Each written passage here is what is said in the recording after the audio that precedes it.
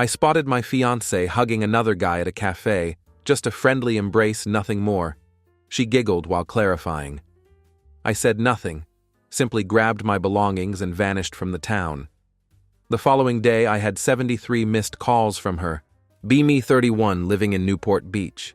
Just walked out of my own engagement party last night. Phone hasn't stopped buzzing since. Need some perspective before I lose my mind completely. Always been the careful type with relationships. Friends call me Captain Cautious because I never rush into anything. Take my time, watch for red flags, think everything through carefully. That's just how I've always been. Everything changed when I met Aria 2 years ago. Matched on Bumble. She was way prettier than anyone who'd ever swiped right on me before. First date at this fancy wine bar downtown. Was fully prepared to get ghosted afterward. Instead, we ended up talking for hours. She's smart, confident, has this infectious laugh that makes everyone around her smile. Was completely into her from day one. Relationship moved pretty fast after that. Moved in together after 8 months. Super quick for someone like me. After almost 2 years together, I proposed. Did it during a sunset walk at Crystal Cove Beach she loves. She cried, said yes. Some tourists even took pictures for us. Thought everything was perfect. Here's where things start getting complicated. Aria's family has money. Not crazy rich, but definitely country club membership type. Her dad Marcus owns this investment consulting firm. Manages funds for businesses across 3 states. He's definitely successful. Never misses a chance to remind me that I'm not. Run my own custom furniture design and manufacturing business. Started it 3 years ago after learning the trade. Now I have 4 employees and steady business. Actually really proud of what I've built. But Marcus always acts like I'm just playing pretend at being a businessman. How's the wood chopping business? He asks every time. Like he can't remember what I actually do. Aria always told me to ignore him. Said she doesn't care about status or whatever. I believed her. Our engagement party was last month at their country club. Nothing super fancy. About 70 people, open bar. Leave jazz band playing in the corner. Everything was going fine until I saw him walk in. Nathan, Aria's college ex. The guy she dated for like 4 years before we met. Tall dude with perfect hair. Works at some major hedge fund. Drives a car that probably costs more than everything I own combined. Almost choked on my drink when I saw him. Why is your ex here? I asked Aria when I found her talking to cousins. She gave me this look like I was being ridiculous. His parents are friends with my parents. It would have been weird not to invite him. You didn't think to maybe mention this to me beforehand? Honestly, I didn't think it mattered. We broke up years ago, it's not a big deal. But the way she kept looking at him across the room definitely made it feel like a big deal. Every time I glanced over, she seemed to be checking where he was. Tried to tell myself I was just being paranoid. Did my best to act normal. Talked to her family. Thanked people for coming.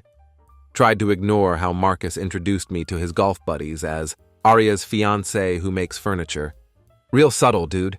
About an hour into the party, noticed I hadn't seen Aria for a while. At first figured she was in the bathroom or talking to relatives. After like 20 minutes, I started looking for her. Checked the main room. Checked the patio. Even asked one of her friends if she'd seen her. Nothing. There was this hallway that led to some smaller rooms and the coat check area. Hadn't checked there yet. Headed that way just wanting to find my fiancé. That's when my whole world pretty much fell apart. Turned the corner and saw her standing with Nathan in this little alcove by the coat room. They were standing super close. His hand was on her waist. They were kissing. Not making out or anything, but definitely a real kiss between 2 people who knew what they were doing. They didn't see me at first. Just stood there like an idiot, feeling like someone had dumped ice water all over me. Couldn't even move or say anything. My brain just wouldn't process what I was seeing.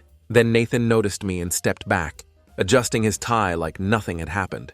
Didn't even look embarrassed or surprised. Just gave me this weird half smile that made me want to punch him. Aria turned around and her reaction was what really got me. She looked annoyed. Not guilty, not embarrassed, just annoyed that I'd interrupted them. Aria, she said with this sigh, don't make this into a big thing. Finally found my voice. What's going on here? She rolled her eyes at me. Actually rolled her eyes. It was just a quick goodbye kiss. We have history together. It's really not that serious. You are kissing your ex at our engagement party, I said. Felt like I needed to clarify the situation. Since she seemed to think this was normal, it was barely even a kiss, she replied, fixing her lipstick like we were talking about the weather. We dated for 4 years. Don't be so insecure about it. Nathan put his hands in his pockets. Had the nerve to add, "Yeah, man, we're just talking about old times. No need to make it weird." Think that's when something in me just shut down, felt weirdly calm, like I was watching this happen to someone else. Just nodded, turned around, slowly walked away. "Don't you dare make a scene right now," Arya called after me. But I didn't look at anyone. Just walked through the party, grabbed my jacket from the coat check, headed straight to my car. By the time I got to the parking lot, my phone was already buzzing. Text from Arya, "Where did you go? Answer your phone. You're being completely immature. My dad is asking where you went. OMG, you're embarrassing me so much." Turned my phone off. Just drove. Didn't know where I was going at first. Just needed to get away from there. Eventually ended up at my buddy Leo's place. He took one look at my face when he opened the door, knew something bad had happened. "Bro, what's wrong?" he asked, letting me in. Told him everything while we sat on his balcony. He just listened. Didn't try to give advice or tell me what to do. Just let me talk it out. "What are you gonna do?" he finally asked when I finished. "I have no idea," I said. "But I can't marry her. Not after this." He nodded. "You can crash here as long as you need." And there I was, sleeping on Leo's gaming couch. That's definitely not meant for someone my height. Trying to figure out what to do next. Next morning, woke up to a flood of notifications. Phone going crazy with missed calls. Text messages and voicemails from Arya and her dad. Watching Arya's texts evolve through the night. Like seeing all 5 stages of grief happen in real time. All ranging between how could I embarrass her like this? Her dad was furious I was being immature. Then the denial and bargaining started rolling in. The kiss wasn't what I thought. Nathan meant nothing to her. I was overreacting. But the voicemails from Marcus were something else. He was basically threatening me. "You better get back here and apologize to my daughter for embarrassing her like this. We have guests from out of town who came specifically for this party. This is completely unacceptable behavior." Then him trying to sound reasonable, but still being condescending. "I understand you might be upset, but this is not how adults handle their problems.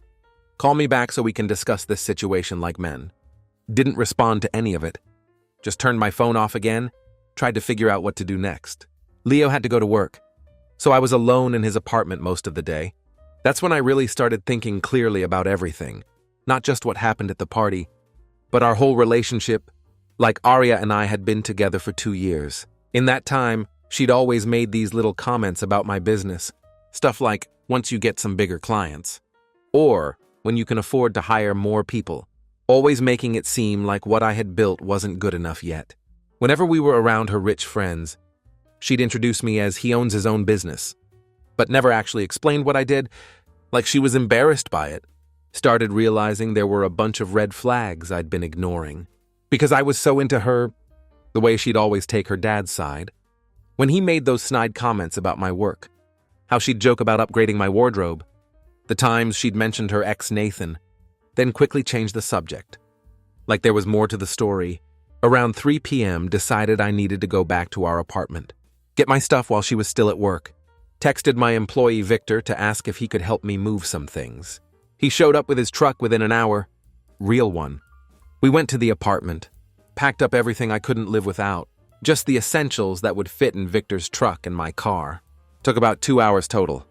Before I left, I put my grandma's ring, the one I'd proposed with, on the kitchen counter with a note that just said goodbye kiss. Then I blocked Arya's number, and her social media accounts knew if I talked to her, she'd try to minimize what happened, make me feel crazy for being upset, or convince me to give her another chance. Honestly, I just didn't have the energy for any of that. That night, Arya apparently showed up at Leo's place looking for me. I wasn't there. Had gone to grab dinner with Victor after moving my stuff. But Leo texted me, "Your girl just showed up at my door crying. I told her you weren't here and I didn't know when you'd be back." She thinks I'm lying. Heads up, when I got back to Leo's, there was a letter taped to his door with my name on it. Inside was this long rambling apology from Arya, saying how the kiss just happened and didn't mean anything, that she and Nathan were just talking about old times. Got caught up in the moment. She wrote that she was devastated. I would throw away our future over one tiny mistake. Begged me to call her. Tore it up and threw it in the trash. Next day spent most of the morning calling wedding vendors. Had to cancel everything. Since I'd paid for about half the deposits, even though her parents were covering most of the wedding, I'd insisted on paying my share. Was able to cancel pretty easily. Some of them even offered partial refunds. When I explained what happened, was just finishing up the last cancellation call, when my phone rang with a number I didn't recognize. Almost didn't answer, thinking it might be Aria calling from someone else's phone. But for some reason I picked up. It was Nathan. Her ex. Don't hang up, he said quickly. We should talk about what happened. Nothing to talk about, I replied. Look, man, I just want to explain. That kiss wasn't planned or anything. Aria and I were just catching up, talking about college days. And it just sort of happened. It didn't mean anything.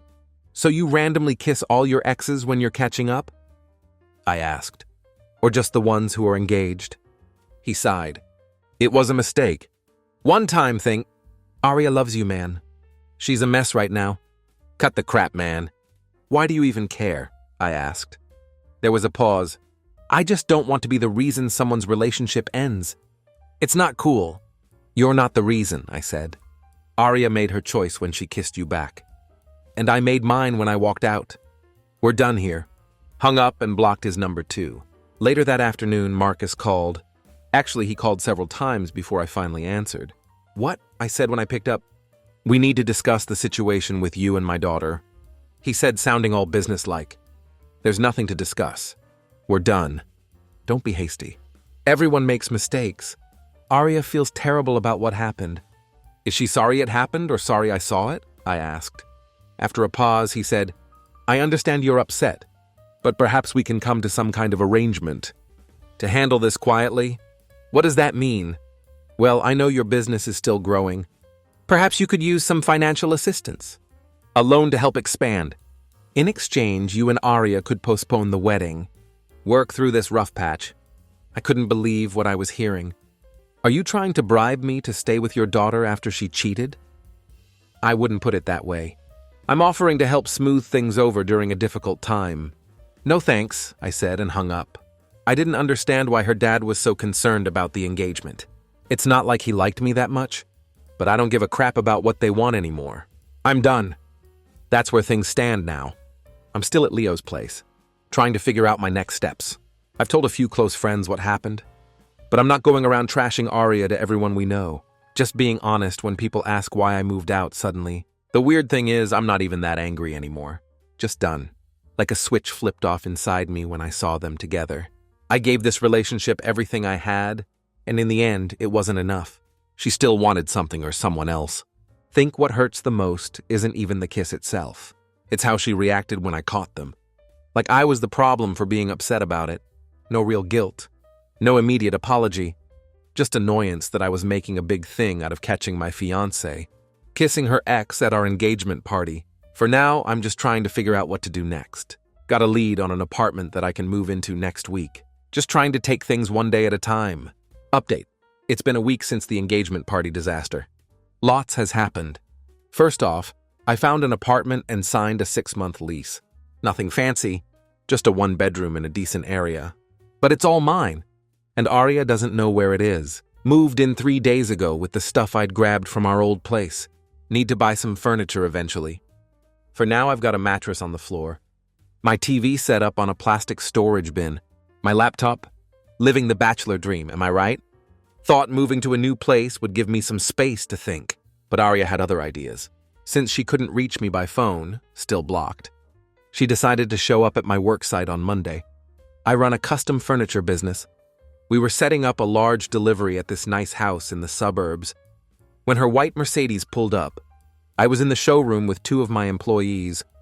When Victor, who was outside, called up to me, boss, there's someone here to see you. Looks like your fiancé. Ex-fiancé? I corrected him. Climbed down to see what she wanted. Aria was standing there in heels and an expensive-looking dress, completely out of place among our work trucks and equipment. The customer had come outside to see what was going on, which made the whole thing even more awkward. We need to talk, Aria said, not even bothering to lower her voice. I'm working, I replied, gesturing to the very obvious job site around us. You've been ignoring all my calls and texts, she said. You moved out without even talking to me. You're acting ridiculous. I looked at her calmly. I'm acting like someone who caught his fiancée kissing another man. What exactly did you expect? She glanced at the customer who was watching us with obvious interest, then lowered her voice slightly. That was nothing. A stupid mistake. One little kiss. You're throwing away our entire relationship over it. If it was nothing, why were you doing it? I asked, my voice level. Nathan and I were just talking, and he leaned in. It just happened. It meant nothing. Same stupid excuses. I didn't say anything. There was nothing left to say. I turned to walk away. Ready to get back to work? So that's it? She called after me. 2 years together and you're just done? I turned back. Yep. Unbelievable. She shook her head, eyes narrowing. You know what? This is probably for the best. I was settling anyway. Settling? I repeated, curious despite myself. Look at you. She gestured at my work clothes. Making furniture for a living, driving that beat-up truck, living paycheck to paycheck. You really think that's the kind of life I want? That's the kind of man I deserve? I just smiled. No, I don't think that's what you deserve at all. Her expression faltered a bit, like she wasn't expecting that response. You deserve exactly what you're getting, I continued. And I deserve better than you. The customer, this older lady, actually let out a low ooh behind me. Arya's face flushed. You'll regret this. No one will ever love you like I did. That's what I'm counting on, I said with a slight nod. Then I turned my back on her, walked toward my crew. Back to work, guys. These pieces aren't going to deliver themselves. Heard her car door slam, and the engine rev as she sped away. The customer came over and patted my arm. Seems like you dodged a bullet there, honey. I went back to work, but my mind was spinning. The way Arya had talked about my job and lifestyle, I wondered if she'd always felt that way. Had she always seen me as beneath her? That evening, I got a text from a number I didn't recognize. Hi, this is Maya. We haven't met, but I think we need to talk. I'm Nathan's girlfriend. Wait, what? Nathan has a girlfriend? The same Nathan who was kissing my fiancée at our engagement party? I was confused but curious enough to text back. Agreed to meet her for coffee the next day. Maya turned out to be this cool girl with purple hair. Works as a digital artist. She didn't waste any time getting to the point. Nathan's been cheating on me with Arya for months, she said, pulling out her phone. I found their messages last week. She showed me screenshot after screenshot, texts between Nathan and Arya, going back at least 4 months. Not just friendly texts, but making plans to meet up, talking about hotels they'd stayed at, and some explicit stuff I really didn't need to see. In one message from just 2 weeks before our engagement party, Arya had written, "His business connections are perfect for helping me launch my interior design company. Once that's running, we'll figure us out." Felt sick reading it. Not just because of the cheating, but because she was using me for my business contacts. I've spent years building relationships with contractors and property developers. For my furniture business, connections that would be valuable to someone trying to break into interior design. How did you find these? I asked Maya. Nathan left his iPad logged into his messages at our apartment, she said. I wasn't snooping. I was just going to watch Netflix. But the messages popped up.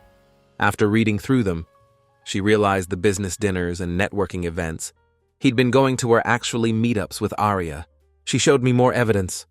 Hotel receipts, restaurant charges on shared credit card statements, even a reservation for the night before our engagement party. The kiss you saw wasn't some spontaneous thing, Maya said. They'd been meeting up regularly. The night before your party, Nathan told me he had a late client meeting, but he was actually with Arya at the Ocean View Hotel downtown.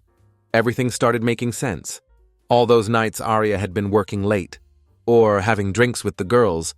She'd been with Nathan, the way she sometimes put her phone face down when I entered the room, how she'd get defensive if I asked about her day, or who she'd been with. I'm sorry, Maya said. I thought you should know. Don't be sorry, I told her. Thanks for showing me this. Confirms I made the right call walking away. Maya nodded. I wish I'd known sooner. I've wasted 3 years with Nathan. 3 years? I said. So he was with you the entire time I was with Arya. Looks that way, she replied grimly. We compared notes, realized there were at least 15 to 20 times. when Arya and Nathan had claimed to be somewhere else, but were actually together. After I left coffee with Maya, got a call from Arya's friend Tessa. We'd always gotten along well. Was surprised to hear from her. "I can't believe what she's saying about you," Tessa said. "She's telling everyone you were controlling and jealous, and that she's glad you broke up." "Is that right?" I asked, not really surprised. "It's total BS, and I know it," she said firmly. "I can't listen to her lie anymore. That's why I'm calling." I suspected about her and Nathan for a while. I should have said something. "You knew?" "Not for sure," she said. "But I saw them together at a restaurant about 2 months ago. When Arya had told me she was visiting her mom, when I asked her about it later, she got super defensive and made me promise not to mention it to you." "Interesting." So even her friends knew something was going on. "There's more," Tessa continued. "She's throwing this freedom party this weekend. At that new club downtown, she's invited everyone, and is calling it her celebration of dodging a bullet." Tessa paused. "Nathan will be there as her date." "Good for them," I said with a laugh. "Hope they have fun." "I've sent you an email with the invitation," Tessa added. "I thought you should know what she's saying about you." Checked my email, and sure enough, there was an invite to Arya's freedom celebration, with a picture of her looking happy, and the caption, "Finally free and living my best life." Without thinking, I forwarded the invitation to Marcus with no comment. 10 minutes later, my phone rang. It was Marcus. "What is the meaning of this?" he demanded. "Just thought you'd want to know what your daughter's up to." "While you're trying to save her engagement," I replied coolly. "Where did you get this invitation?" "Does it matter? Your daughter is publicly celebrating our breakup. With the same guy she was cheating on me with. The guy she was kissing at the engagement party you threw for us." There was a long pause. "This is unacceptable," he finally said, his voice tight. "After everything I've done." Then he hung up. I'm not going to Arya's party, obviously. Got better things to do with my weekend. But I was curious about what Marcus meant by "after everything I've done." Something weird was definitely going on with her family. So I decided to make a call. My friend River works as a reporter at a local business journal. Knows all the financial gossip in town. "Hey River, quick question. Have you heard anything about Bennett Financial Advisors lately? Anything unusual going on?" There was a pause on the line. "Wait, you didn't know? They're under investigation by state regulators." "How did you hear about it?" "I didn't until now," I said. "What kind of investigation?" "Compliance issues with client accounts. Nothing public yet, but it's serious. Several big clients are already quietly moving their money." "Why are you asking about Marcus's company?" I explained the situation briefly, and suddenly everything clicked. Marcus's desperate attempts to keep me with Arya, the bribe offers. It all made sense now. A big family wedding would project stability and success, while his business was under scrutiny.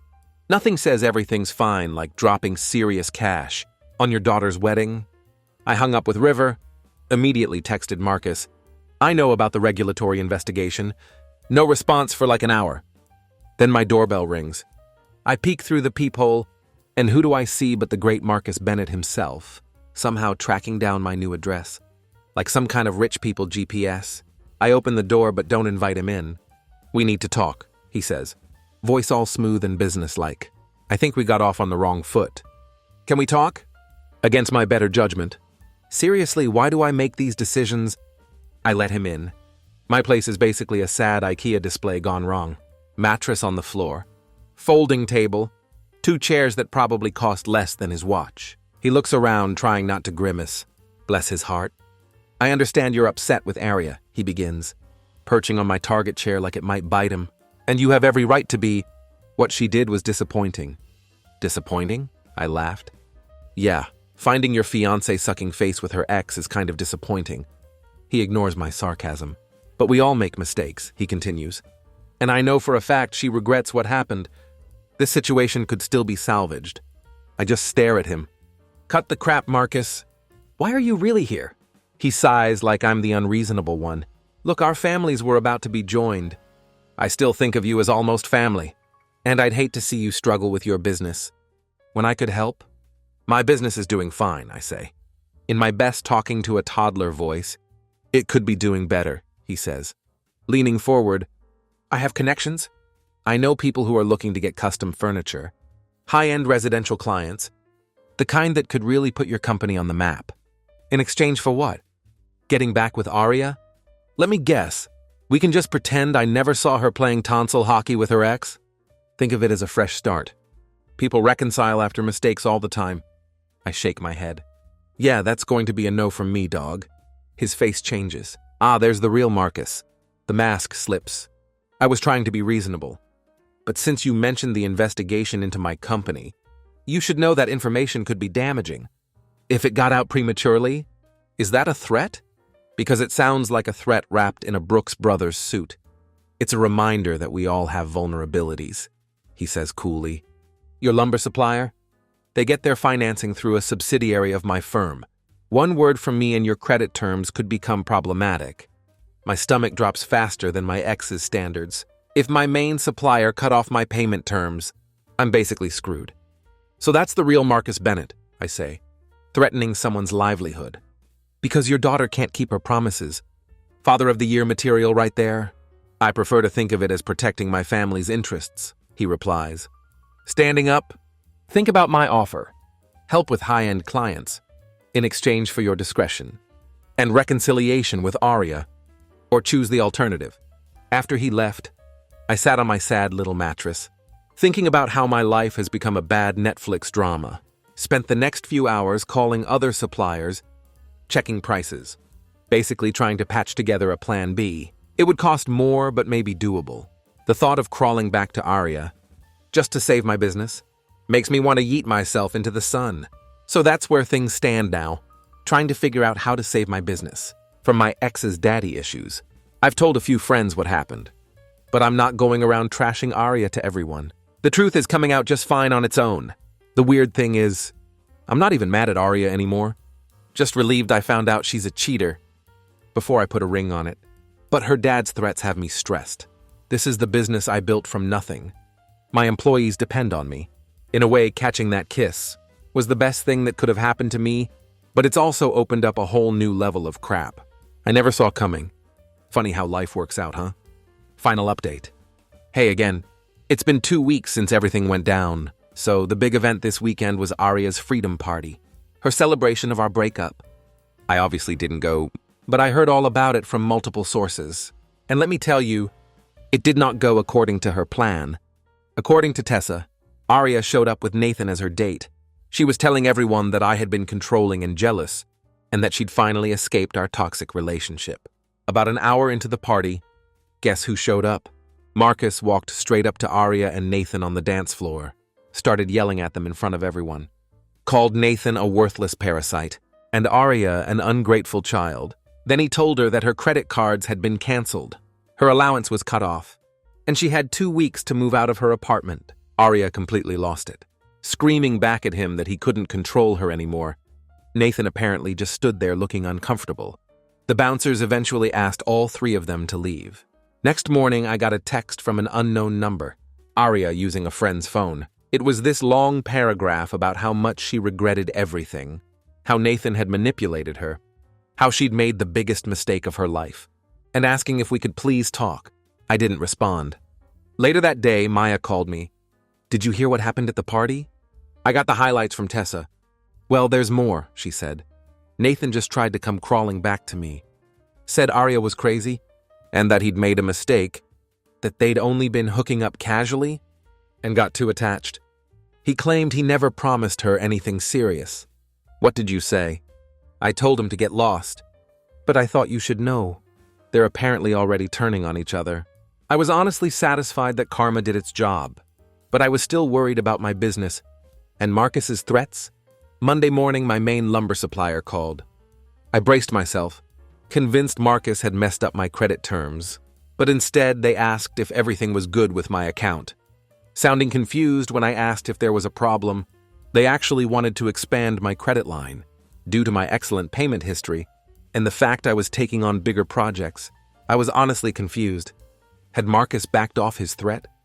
Later that day, I found out why. When I ran into a guy I know who works at another financial firm, he mentioned in passing that Bennett Financial was going through some compliance issues, and Marcus was scrambling to keep clients from jumping ship. Apparently, he had bigger problems than messing with my supplier accounts. That evening, I got another text from Arya, this time from her own number. "Please call me. My dad cut me off completely. I need to talk to you." I blocked her number again. Not my circus, not my monkeys. The weirdest part of all this, I'm actually doing better than I have in months. It's like a weight has been lifted off my shoulders. I didn't realize how much energy I was spending, trying to be good enough for Arya and her family, until I stopped having to do it. So that's where things stand now. My business is growing. I've got a cool dog, a nice apartment, and maybe the beginning of something new with Claire, not at all where I thought I'd be a month ago. But I'm actually happier than I've been in a long time.